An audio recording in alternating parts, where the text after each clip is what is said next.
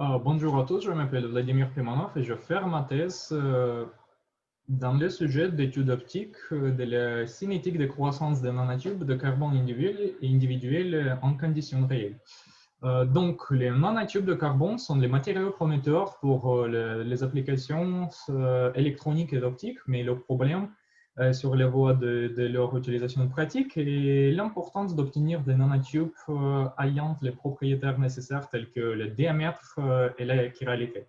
Pour résoudre ce problème, il existait deux méthodes de la base. La première consistait à séparer les nanotubes après leur synthèse et la deuxième, juste les synthéser directement. Mais avant, il est important de comprendre la cinétique des nanotubes et de découvrir comment la structure du nanotube l'influençait. Pour faire face à ce problème, plusieurs approches ont été appliquées jusqu'à présent. Une méthode de mesurer en situ de la cinétique des nanotubes a été appliquée par l'équipe de Benji Moriyama au Japon et de Vincent Jourdain en France. Tous les deux ont utilisé le Raman in situ pour mesurer la cinétique en tant que dérivé de la zone de la bande G des nanotubes.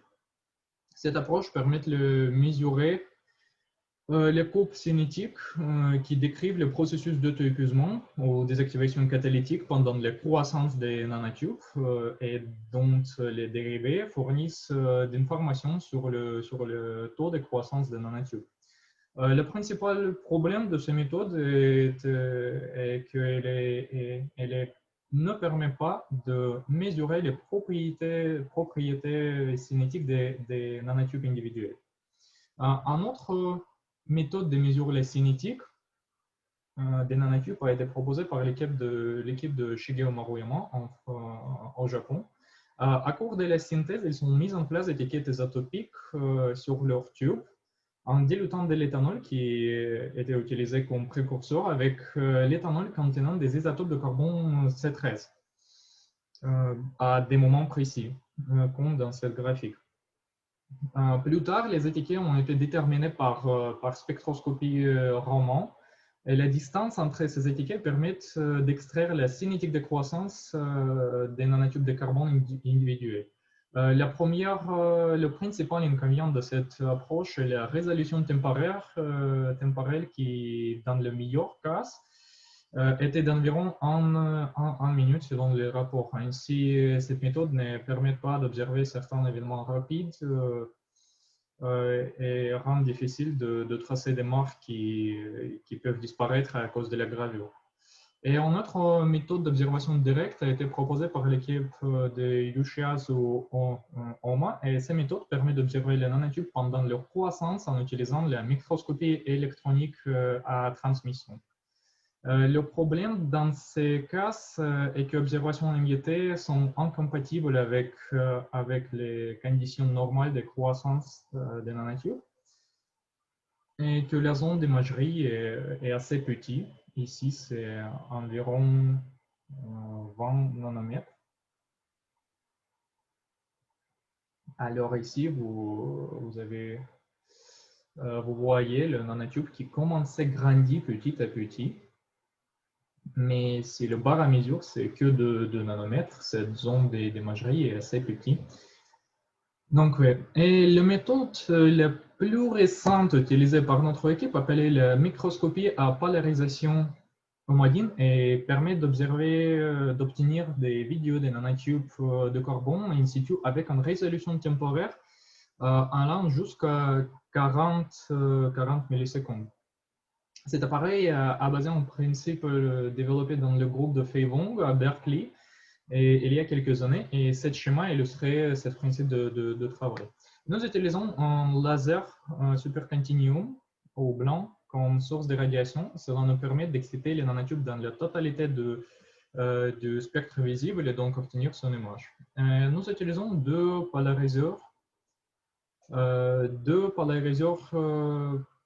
croisés pour réduire fortement la lumière réfléchie par le substrat et obtenir une image de long de nanotubes de carbone individuels qui sont grandis à un angle 45 degrés par rapport à ces polariseurs, comme ça montre dans cette image.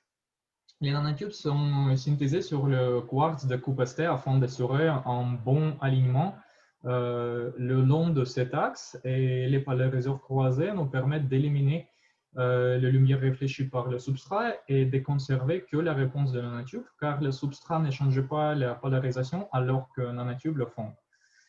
Et nous contrôlons également la taille des faisceaux afin de conserver la pureté de la polarisation tout en passant de l'objectif et ainsi atteindre une extinction de la polarisation élevée, ce qui est crucial pour le contraste.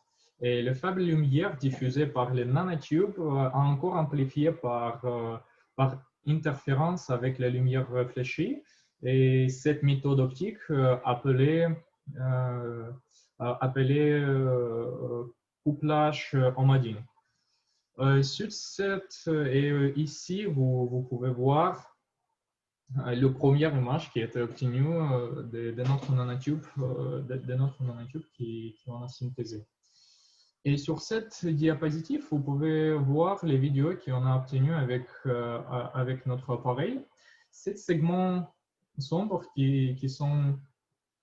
ces segments sombres, c'est des nanotubes qui se développent à partir de cette épaisse ligne verticale de catalyseur qui a été modélée sur le substrat par lithographie ultraviolette.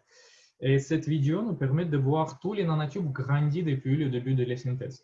C'est beaucoup d'informations et à un moment donné, nous avons voulu faire des vidéos qui montraient ce qui se passait pendant les dernières secondes.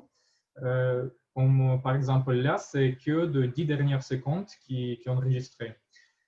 Cela nous a permis d'augmenter le contraste, comme vous voyez, et de nous débarrasser du bruit.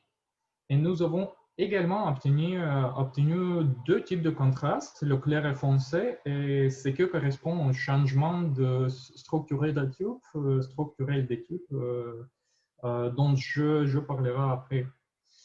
Et nos installations et nos méthodes de traitement des images nous permettent donc de mesurer la cinétique de croissance des nanotubes individuels en conditions réelles. Et ça nous a permis de mettre en évidence une cinétique de croissance beaucoup plus complexe qu'on le pense initialement. Le premier type des événements qu'on avait enregistré, c'est le croissance linéaire. C'est manifesté de croissance linéaire de début jusqu'à la fin de nanotube. Pendant cette croissance linéaire, le contraste optique, le contraste MGB et le contraste de signature de Raman restent constants tout au long des tubes. Et le graphique ici, le graphique de longueur de tube en fonction de temps de croissance, de début de croissance. Alors, le graphique des taux de croissance en fonction de la durée de vie, c'est là, nous a montré le corrélation linéaire, la dépendance inverse linéaire, et sans différence apparente entre les nanotubes métalliques et les tubes semi-conducteurs. Alors, l'analyse des taux de croissance, la distribution des taux de croissance nous a montré qu'il n'y a pas vraiment apparente différence par rapport à la métallicité des nanotubes et même distribution de la longueur est assez similaire et peuvent décrire par fonction log normale. Le second type des événements que nous avons observés sont les changements des taux de croissance sans changement de structure observés par le MGB, imagerie optique, et le Raman. Ces nanotubes peuvent surmontrer plusieurs changements de vitesse de croissance, comme vous pouvez voir là, sans changement de structure. Et la distribution des taux de croissance de premier segment par rapport au suivant ne montre aucune différence apparente entre les tubes métalliques et les tubes semi-conducteurs. Cependant, sur ces distributions, nous allons voir trois pics correspondant aux relations des taux de croissance après la transition. Ils sont marqués par les lignes rouges, vertes, vert et bleu sur le graphique. Pour ce type de transition, nous n'observons pas les différences significatives dans les longueurs de segments cultivés à la vitesse de croissance, à la vitesse de croissance constante.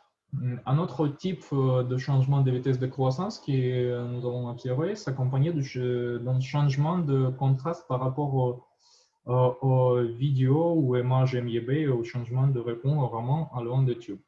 Et ici, vous pouvez regarder que ces segments foncés après suivis par le segment clair. Dans le MIB, on peut voir ces segments qui s'est manifesté. Ici, le vide, mais après le AFM, on a trouvé qu'il y a le nanotube ici aussi. Et aussi, on enregistrait le changement de répondre au ramen. Donc ici, on a le signal et ici, il n'y a pas. Et ça correspond à ces positions. Ces tubes peuvent également surmonter plusieurs changements de taux de croissance avant ou après un changement de structure. Et les relations entre le taux de croissance avant et après le changement de croissance sont assez similaires à celles observées précédemment dans le cas des changements cinétiques sans changement de la structure, comme vous pouvez voir ça. Cependant, la distribution des taux de croissance, des ratios des taux de croissance, ne présente pas de pic dans l'échelle de 1,4 à 1,95. Et le dernier cas que nous avons observé est la gravure catalytique des nanotubes qui pourra apparaître dans les trois cas décrits précédemment. De plus, nous avons observé des multiples oscillations entre la croissance et la gravure, comme vous pouvez voir là, dans la ligne rouge et la ligne bleue. Le graphique des taux de gravure en fonction des taux de croissance montrait une tendance linéaire,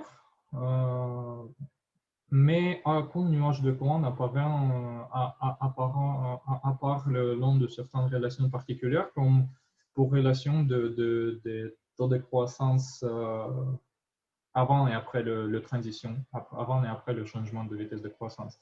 Et la distribution du rapport entre les vitesses de croissance aussi ne montre pas précis pic, juste la distribution qui peut décrite par fonction log normale. Alors, pour résumer, je tiens à dire que notre équipe a fait la première imagerie de nanotubes de carbone individuels en conditions réelles de croissance et révélé en cinétique complexe. Et que des changements de cinétique mis en évidence causés par des fluctuations structurelles de catalyseurs et ou du bord du nanotube. Aussi, nous avons également constaté que la gravure catalytique et les mutations de chiralité sont des processus clés de la croissance des nanotubes de carbone. Et aussi, on n'ont pas trouvé aucune influence de type de métallique, de type métallique semi-conducteur sur le taux de croissance des nanotubes dans les conditions que nous avons étudiées. Alors, merci pour votre attention. Si vous avez des questions, n'hésitez pas à me contacter par courriel ici. Merci beaucoup. Et bonne journée ou bonne soirée.